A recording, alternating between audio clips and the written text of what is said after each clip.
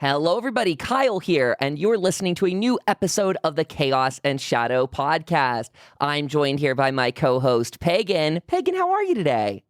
I am doing wonderful. How are you? I am doing very well. We are welcoming back two guests to our show, Tobias and Emily Wayland of the Singular Fortean Society, a website we reference quite regularly around here. Not only do they run the site, but they also actively investigate Mothman-related sightings, which, you know, we're in the middle of a segment there, or a little mini-series. So we're honored to have them on back as guests in November. If you haven't caught that episode, check it out. But today, returning to talk to us about Tobias's book, The Lake Michigan Mothman. And towards the end, we'll be picking their brains about some recent UFO sightings and the such. So Emily and Tobias, welcome back to the show. Thank you. Thanks for having us. Happy to be here. How has your continued ongoing quarantine gone? Is everyone staying as sane as possible, taking care of the plants there?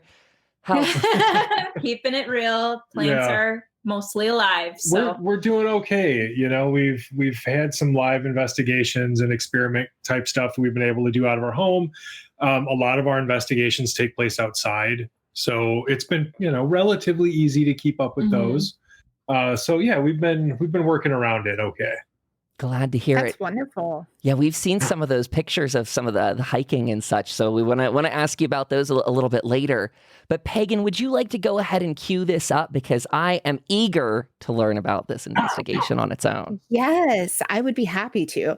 So I had the wonderful privilege of reading your book, The Lake Michigan Mothman. And the book was absolutely wonderful and packed full of so many amazing reports. For our listeners who are familiar with the Point Pleasant Mothman, but maybe new to the story of the Lake Michigan Mothman, can you tell us about this Mothman? Sure.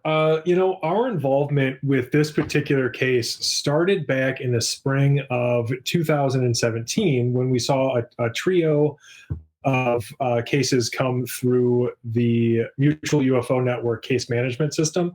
And they had published a short article on their website about it. And so I saw it and we picked it up as a news story for the Singular Fortean Society. And, you know, like they were interesting enough cases. They basically described a somewhat indistinct large flying creature. I believe the witnesses were roughly split between using bat-like and bird-like descriptors, specifically an owl.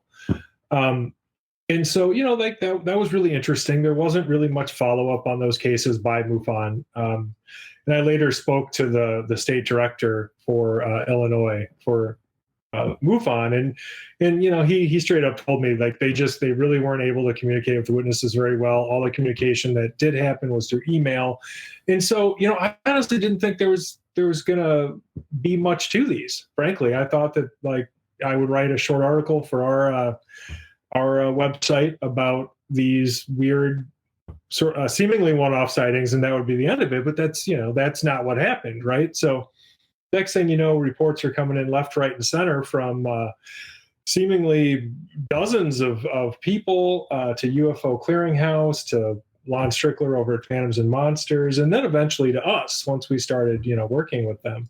And what's been interesting about it is now when I first started with this, like when we first started investigating these, specifically, you know, around Lake Michigan. So you think like the Chicago area, but also Indiana and Wisconsin. You know, for the longest time, I didn't want to call this thing Mothman. I didn't want to use the word because I wanted to remain as objective as possible and really thoroughly examine these cases, you know, before just sort of jumping to that conclusion, because you know how it is with Mothman, of course, like it's a popular phenomenon, and I certainly didn't want to sensationalize anything, you know. So when I would write the articles at first, literally, and this was a little clunkier, but it was accurate, I would refer to it as a flying humanoid or a winged humanoid. And that was it. And it was after investigating and reporting on these cases for, oh boy, Emily, how long do you think it took? A year, 2 years? Probably closer to 2, honestly, yeah. Before finally looking at these and being like, okay, the parallels between this and what happened in Point Pleasant from 66 to 67, and frankly ongoing. Like the sightings down there never stopped. It's the parallels were just too much. I had to admit, like there are some strong correlations here, and everything I have points to there being some kind of connection. Not that we know what that is, but it certainly seems like a very similar, if not precisely the same phenomenon as what was happening in West Virginia. That's amazing.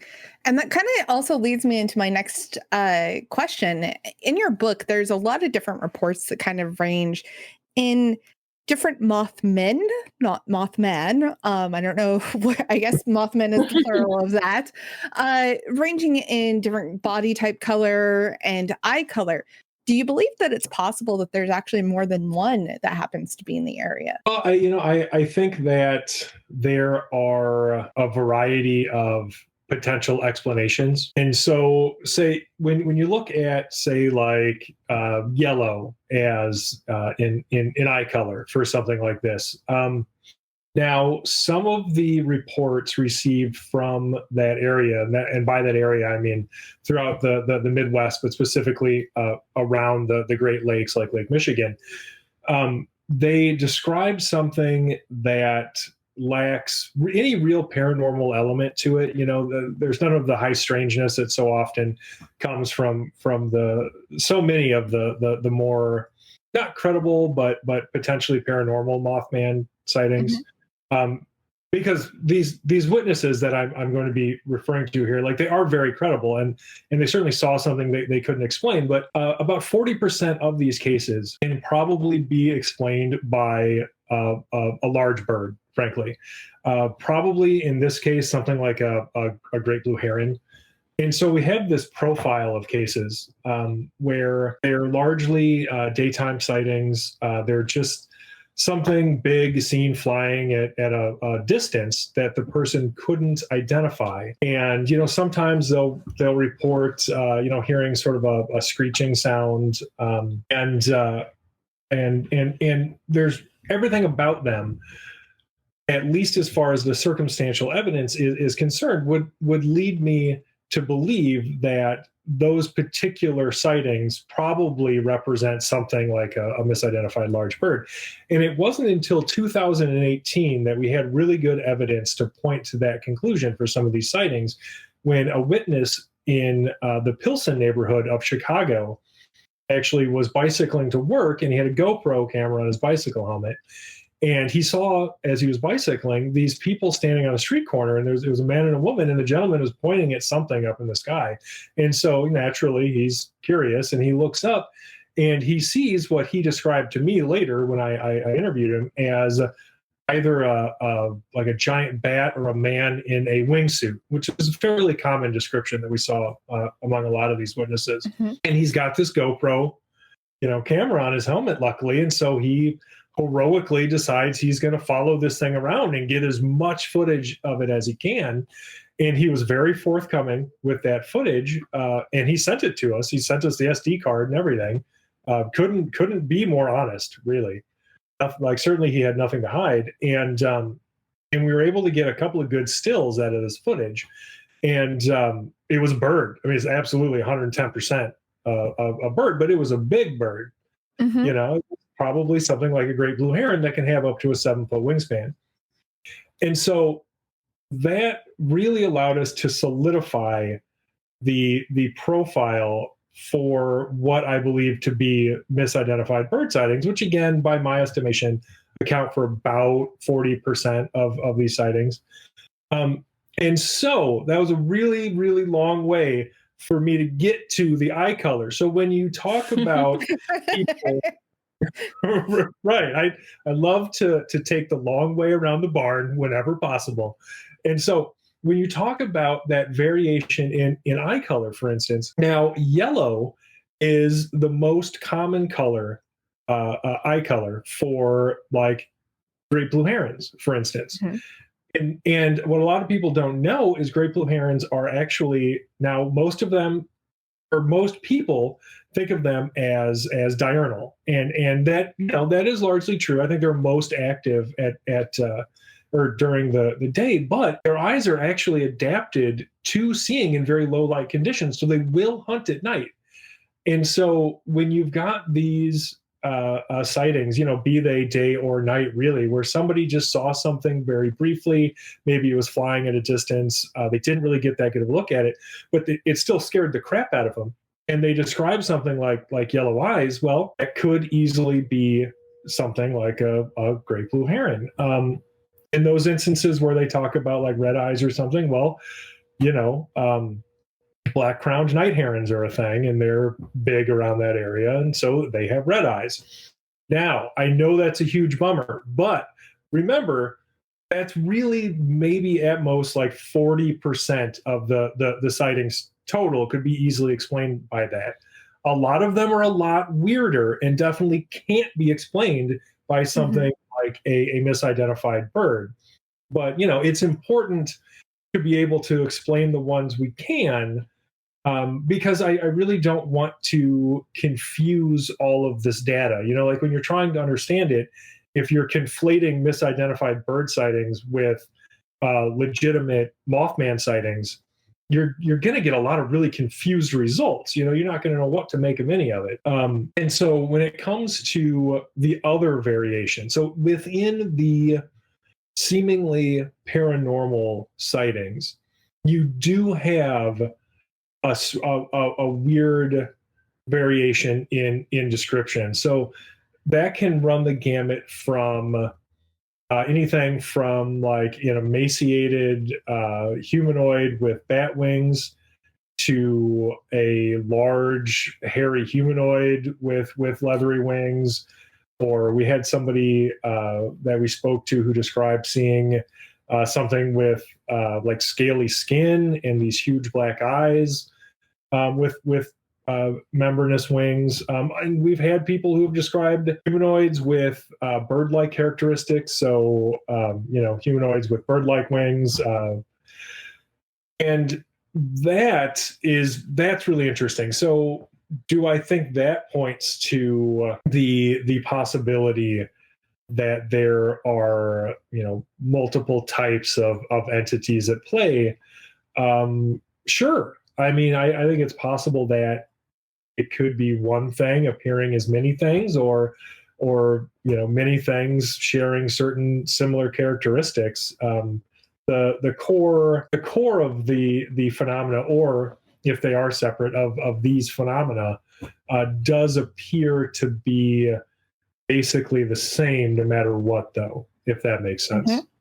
Yes, that does make wonderful sense, actually. And it was really interesting getting to read all those different reports and how they all seemed, many of them seemed to line up in time wise in just slightly different areas with similar reports, and that were very different in some ways, but other ways they were also super similar. It was just super fascinating to read through all of it. So yeah, I commend you on gathering all of those reports and putting them into a book.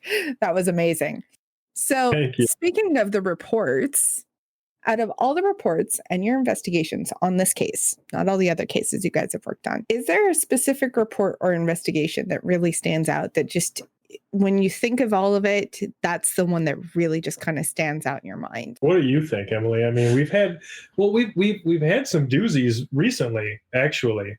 Yeah. What is, like, the Oregon, Wisconsin Yeah, case? that one was a doozy. I always go back to Woodstock because, I mean, for one thing, I'm newer to investigation than Tobias is. He did all that work with MUFON. So, like, this was real. I kind of, like, really was just getting into this because, I mean, we started in 2016.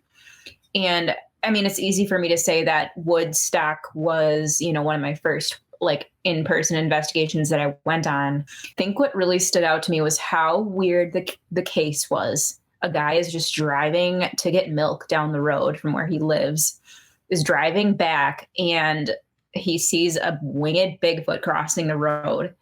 And I think, like, I don't think he's ever experienced anything before. And we went and we met them, and they're so normal, and they were very concerned about like their public reputation, but they needed to get it out. And I think, him getting it off his chest, and just, it happens to people that are all around us, and it doesn't matter what background you're from, but like it can really, I think that's the case that really hit home for me on why we do this, because there's so many people that would tried to open up about their experiences, and they've been ridiculed. It can ruin their lives. And I think that experience really just kind of struck a chord with how strange it also was. It wasn't just like I saw a light in the sky. It was a winged Bigfoot cross the road while I was trying to get milk. Yeah, I mean, and we saw so many of those, still see so many of those. Yeah. It's literally just people going about their business and running face first into the impossible, and they don't see it coming. And after it happens, just like Emily said, I mean, they will, like, usually the first thing people will do is they will go to a loved one, could be a close friend or a spouse, whatever. Excuse me. And they'll tell them about their experience. And more often than not, that person will laugh at them. Yeah. And that can be really, really hard for a lot of people. And so sort of what we found through doing this has been a lot of people coming out and reporting their sightings, could be weeks, months, years after they happened, because one, they didn't know that there was a place that they could actually report them. And the other part of that then too is that they were afraid to talk about it, not because they necessarily thought anything would happen to them from the phenomenon, although some people do have that concern, but because their first experience with it was being laughed at by somebody they really trusted. And they until they could find a place where they felt safe talking about their experience, they were just prepared to keep it with themselves, until the grave, unfortunately. And it was also interesting too with this case. This was one of the ones we had like a kind of like a corresponding report, a connected report with it, and it was a police report. That's true. That was one of the few times where we have struck gold with a FOIA request. So in the Woodstock sighting, it was a little after we were down there investigating the first one. We had received an email from a gentleman who had said that he had been outside of, do you remember where it was? It was the McHenry County Fairgrounds. Well, I know that, but like the name of the store or whatever. I think it was a CVS, because it was literally the CVS across the street from the Walgreens. Okay, so which is pretty close to the original sighting area.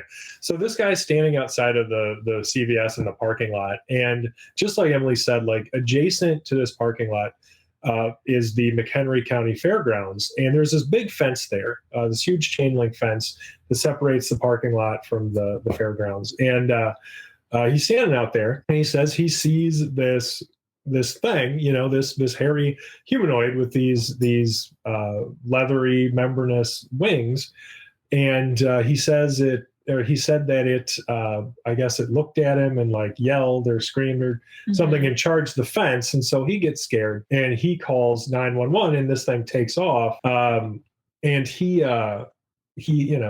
called the police, but there really wasn't much for them to do, which is pretty common, and frankly why a lot of people don't call the police. So he relates all of this to us, and I was like, well, that's great. Like, can I interview you? Because I emailed him back, and can you get a copy of this police report? And he was like, yeah, sure, no problem. And I never heard from him again. So that was one that might have ended up in the crank file, frankly. But I was like, you know what? If he did call 911. That's something that should be public record. So I went ahead and submitted a FOIA request with the McHenry County Sheriff's Department. And yeah, sure enough, a very polite, professional, and fast Sheriff's Department, by the way. I think it took them like 3 days to get back to me, which is unprecedented. That's never happened before. Oh God, no, I wish. And so they got back to me. We're like, look, there was no official report done, because nothing was really investigated, no crime was committed. But here is the incident detail report from the 911 that resulted from the 911 call and everything. And sure enough, I was able to verify, the guy's story enough, at least in that it matched what he told the sheriff's deputy that, arrived on scene. And so we know that he at least called 911, which was interesting. And there were a couple cases like that down there that corroborated the original sighting. But the original sighting, like Emily said, is strong enough, in our opinion, to stand alone. It was just so interesting that all of this other stuff sort of came out of it as well. That's really awesome. I couldn't agree more. It really is. Are you enjoying listening to these shows on the Revelator Podcast Network? If so, let us know. By leaving reviews and sharing the shows with friends, it's a wonderful way to introduce our show to a whole new audience.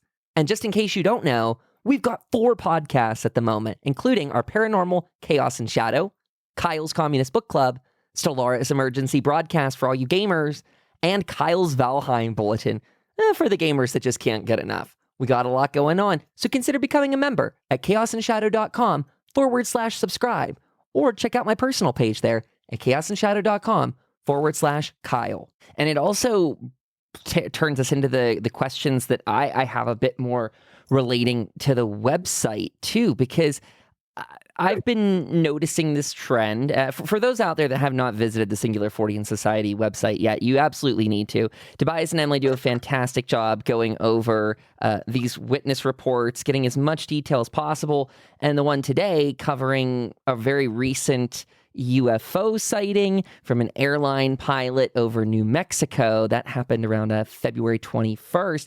You guys even submit those FOIA requests, which I think is a fantastic level of detail where possible in trying to get to these stories. What I kind of want to know is, do you feel like people are coming forward with information a little bit more readily these days? In digging back over the years, we've had investigators creating their archives, but it seems like now more than ever, I don't know, maybe pilots seem to take this a little more seriously, or at least people are willing to come forward where they can. Well, I think that's part of it. I think there are 2 things going on here. The first one being that we have an unprecedented level of access to information in the 21st century. So, speaking specifically of the pilot report over New Mexico, and that really was that was like February 21st. Yeah, that was very recent. But now that pilot, he didn't exactly come forward. Like literally, it was Steve Douglas happened to hear over like his scanner. So he is somebody who likes to keep track of like different planes, and he'll track like military flights and stuff as a hobby and an interest. And he had heard this report over one of his scanners and recorded it.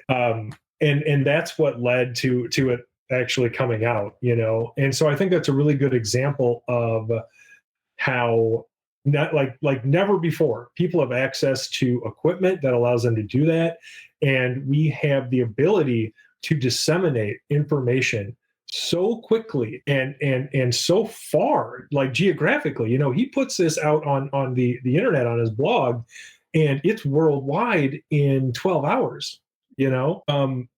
And so I think that's definitely a big part of it. And then I think that you do make a really good point.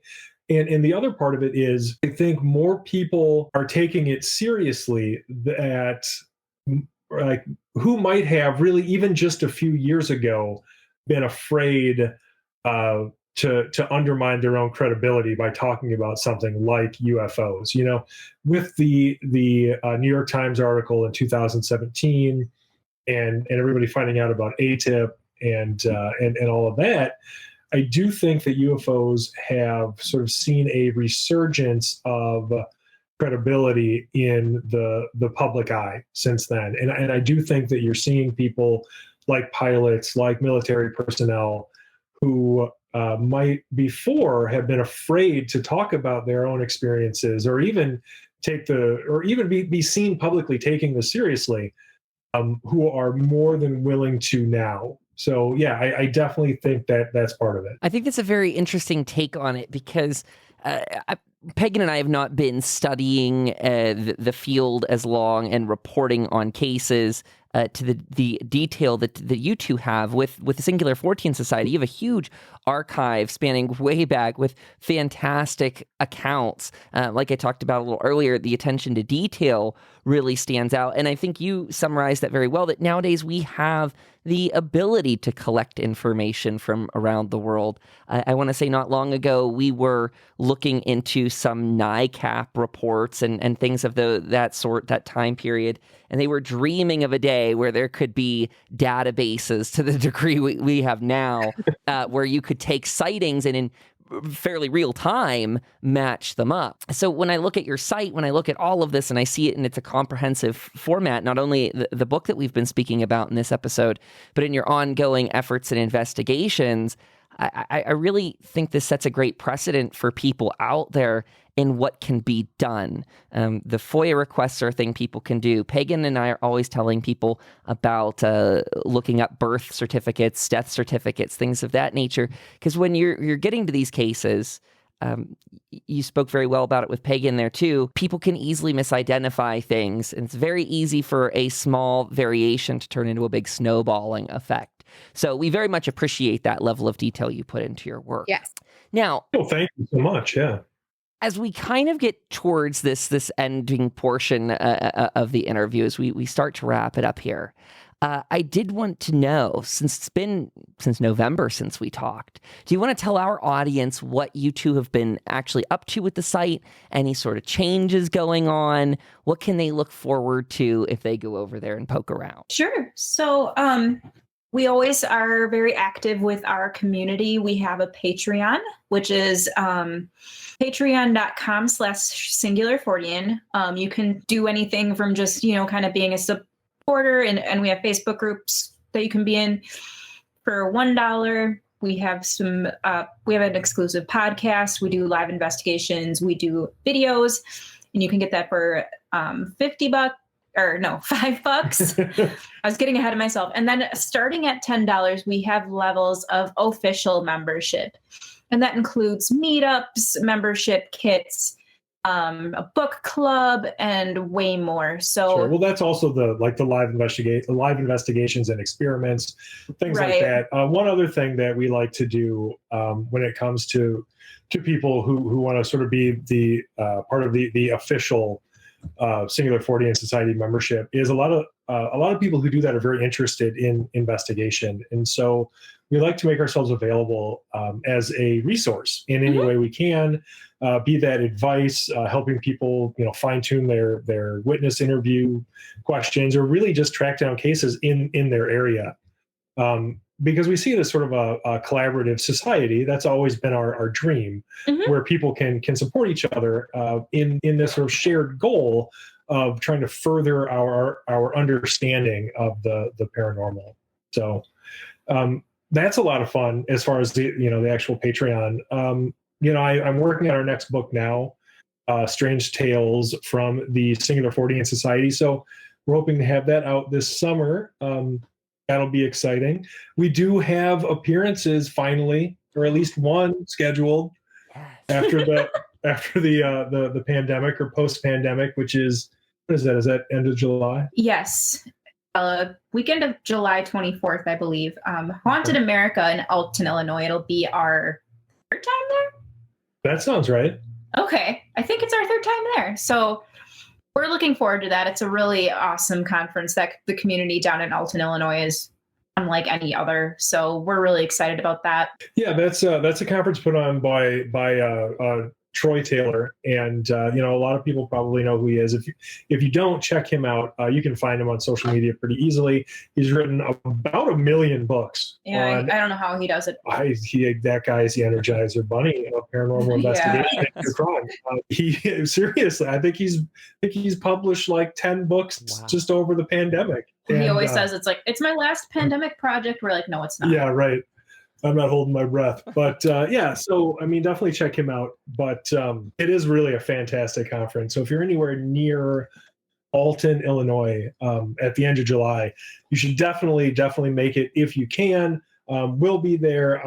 I'll be speaking, which will be fun. I always have a blast doing that. It's a great crowd. A lot of people interested in this stuff. Yeah. And so like, that's something we're looking forward to, because obviously we missed out on that last year. Then otherwise, as far as just, keeping up with us, or if you're interested in what we do, like we mentioned, the Patreon is an option, but you can follow us on social media. We're on everything: Facebook, Twitter, Instagram, Tumblr. We have Facebook groups, public Facebook group that you can join as well. True. We're in there. I'm in there, hanging out. Excellent. Hey. Nice. So yeah, we're always up to something, and we're really happy to still be investigating despite the pandemic. We've done a lot of work in the southern Kettle Moraine State Forest of Wisconsin, which is where we're from. There's a lot of high strangeness there, so we've been doing a lot of that as well. This is a great place to talk about this too, because I think we needed to kind of bring up the Patreon and talk that through to get to this stage, because I am super curious if you would like to tease out some of these kind of experiments that you've been, trying. What are some of these things people might be able to look forward to if they choose to get involved? Sure. So, I mean, as far as like live investigations or investigations in general, like we just started doing live stuff. That was by request. And I had mixed feelings about it, because I didn't want to compromise any investigation by having to worry about going live. But I feel like we've sort of worked it out where it's fine, and it's not really getting in the way. And so, some of the things we've done so far, as far as the live stuff, is really going live in the middle of the kettle when we were out there with Jay. And then the last time we were at Holy Hill, we wanted to go live. And so it's, there's a layer of complication, I think, when it comes to trying to bring people with you on an investigation that's in the middle of nowhere. And so, there occasionally you experience technical difficulties, but it always works out. But I think what's so interesting about it is, unlike, say our last live experiment, which was also very interesting, but really just involved a brief magical ritual and then a spirit box session in our home. The live investigations, when we're out and about, is you can really see what it's like to be out in the middle of the Kettle Moraine State Forest when it's completely dark out, and see exactly what we're seeing. And I think that there's something to that, and people certainly seem to enjoy it live. And it is fun to be able to bring people along and have them sort of participate. I remember when we just did our last live investigation, we went out to Holy Hill, which is a spot along the Ice Age Trail in here in Wisconsin, and it's known for all kinds of stuff. But people have reported, like Dogman and little people, like 1 or 2 foot tall humanoids. There's a road nearby in the same vicinity, like right down the road, that's called Hogsback Road, and that specific road has a lot of folklore around it too. There's a goat man experience, a hook man experience. Right. It's and I think there was even an upright caninoid, like a dog man there as well. So it's kind of interesting how, like, usually when we're exploring the Kettle Moraine State Forest, we're in the southern unit with Jay Bachochin. Check him out at jaybachochin.com, by the way. And the Holy Hill area with the Ice Age Trail is in the northern Kettle Moraine. So it's very interesting to take people with us into 2 different areas of this same forest that has so much weirdness going on. It's interesting to compare notes and experiences. I think this is kind of getting off track from the state forest, but during our last live investigation, which was at our home, we were trying to talk to the entity that had, or the thing, the second to last one, the thing that's been kind of like trying to connect with Tobias his entire life. Our viewer, one of our viewers, was experiencing some things on her end, and she's in Texas. And that's something that is interesting that can happen as well. Right. So, yeah, I mean, absolutely. Bringing people into the investigation, I think, it's fruitful for us because, we like having other people who are able, because like there have been times where people might be able to even point something out to us on the live video, like when something happens behind me and I don't see it, like that's useful. But yeah, I mean, it really seems to be something that brings people in a way that is interactive, of course, in a way that just showing them a video later could never be, where they are a part of it at that point. And yeah, Emily's right. Like that is absolutely fascinating. And if that is something that people are interested in, I think that's a pretty good way to do it, frankly. Especially because we're all over the US. I mean, it'd be great to at some point do one with some other members in person. But while we have people in Texas, California, out east, Georgia, all over the US, like it's a way to do this and connect. It is. It is a way for all of our disparate members to come together and actually be able to all investigate something at the same time in the same place, even if they can't be there in person. So that does work out. And we can compare notes about similar cases in the States. Like, is this the same thing? Is it similar? Like, it's just very interesting. Oh, sure. All over the place as to why this is such a cool thing and how well it works. That is super neat. I love what you guys have going on over there. It's something that is, I think, changing the scene. I really love you bringing people along for it, getting people in on the ride. I think that's going to make a lot of great ripples going forward as people are seeing investigation done with like a very kind of ethical and quality of just everything, quality control. I'm excited to see where the future of this paranormal space goes, and I'm just glad to have you guys blazing that path for us. So, thank you. Oh, thank you so much. Well, it is an honor having you both come by. The door is always open. We would love to have you back any chance we get. And I have a little thought for a future episode off of this one of how maybe a little talk about how people can get involved with ethical investigating, what that means when dealing with people and all kinds of different things. So I know our audience would just adore that sort of content. So yes. Tobias, Emily, thank you both for your time. This was just a wonderful, wonderful chat. To the people in the audience listening, you need to look no further than the show notes to grab all of the links. And if you just need to quickly, you can go to singularfortean.com. But again, we'll have the links to the Twitter website, Patreon. We'll throw that all in the notes. So folks will be getting this on, what's that? Going to be Monday, the 8th here of March. Yes. Kicking it off and bringing us to close to the conclusion of our very own Mothman segment. So thank you for talking about the ongoing investigations. We just adore your time. Thank you again for joining us. To everybody, thank you guys. Everybody out there listening, you all stay safe and we'll talk to you soon. Bye-bye. Bye-bye.